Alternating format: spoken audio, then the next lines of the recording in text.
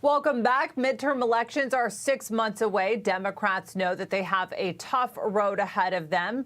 President Biden's job approval is at historic lows, spelling disaster. And in addition to that, a new poll from NPR and PBS shows that voters, including parents and Latinos, more likely to choose Republicans than Democrats in the midterms. This marks the first time since 2014 that the polling company Marist found more support for Republicans than Democrats prior to an election. In that election, the Republican Party won 247 seats for a net gain of 13. Joining me now is Dick Morris, host of Dick Morris Democracy, right here on Newsmax. Dick, really good to have you with us and great to speak with you. That's a lot of information right there, but how promising does that sound to you for Republicans, and is that surprising? Oh, I think it's very promising and very surprising. The Democratic Party is a four-legged donkey, and one of the legs are blacks, one are Hispanics, one are millennials, and the fourth leg are Latinos. And this indicates that two of them are disappearing. The suburban white women, one of the legs, Latinos, another leg, are both disappearing and turning Republican. On my show, Democracy, that airs at 7:30 tonight on Newsmax, I'm going to have an interview with the vice president of Moms for America, which is a group of parents that are fighting hard against woke education in the schools. And parents are becoming a new political force allied with the Republicans. And Latinos are turned off the left for being anti-democracy, for being anti-American.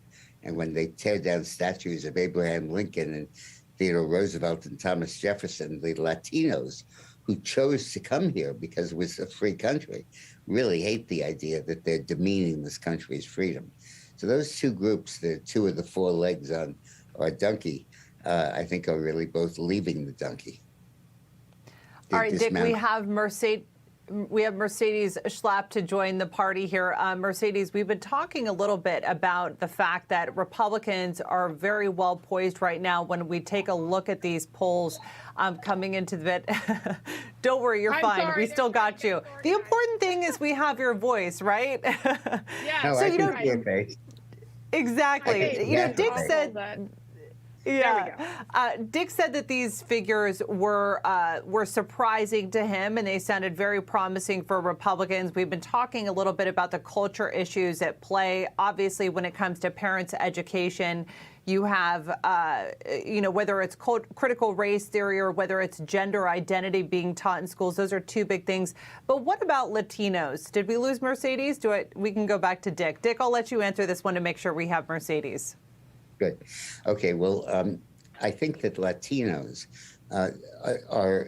have become so American that when the Democrats speak to them about immigration and open borders, they tend not to get a lot of support.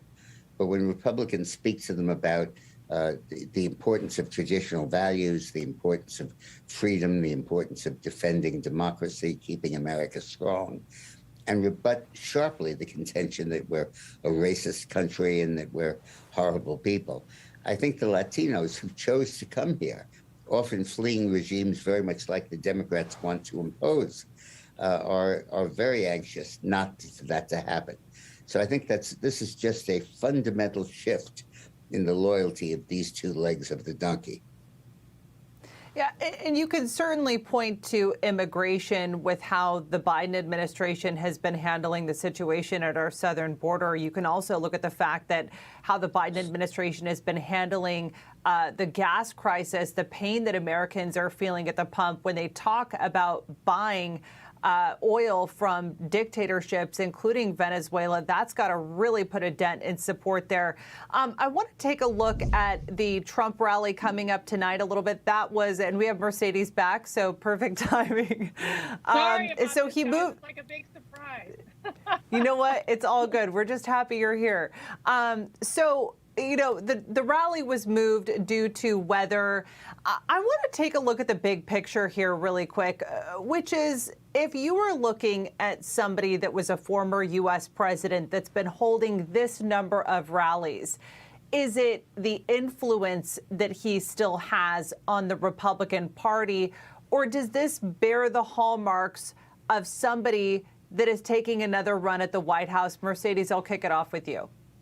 Well, first of all, Kilmeny, I think it's both. I think President Trump obviously is a standard bearer of the Republican Party. I mean, Mar-a-Lago has become the place where every single candidate, local, state, federal, anyone who's running tries to go down there and get the president's endorsement. That's the key. Secondly, I do think that, the President Trump will run for office again. He is very focused. He sees what's happening in America, the destruction that Joe Biden and his leftist Democrats are pursuing in terms of their agenda. We went from being an energy independent nation, where the president was able to make sure that our economy was going strong, to the fact that Americans are really suffering. Gas prices are up, food prices are up, and quite frankly, there's chaos across the globe. So I got to tell you something. I know the president wants to get into this race. I think he's obviously going to continue, and his focus right now is 2022 and making sure that Republicans win back the House and that they win back the Senate. That's the priority right now. Dick, really quickly, I just want to ask you this follow-up question. They're telling me to wrap, but too soon to make that announcement. Better to hold these rallies in this format. Well, there's a technical financial reason for not making the announcement. When he announces his candidacy, all the money he's spending on these rallies come out of the hard money he can use for the campaign. Before he's a candidate, he can spend money on this stuff and not have it crimp his style when he actually gets into the campaign. It's still his own money and money he raises.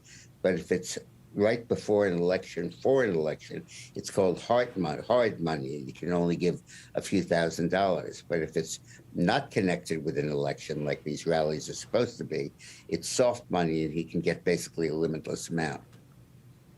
All right, two of my favorite campaign insiders, Dick Morris and Mercedes Schlapp. Appreciate you both for being with us. Thank you. Thank you.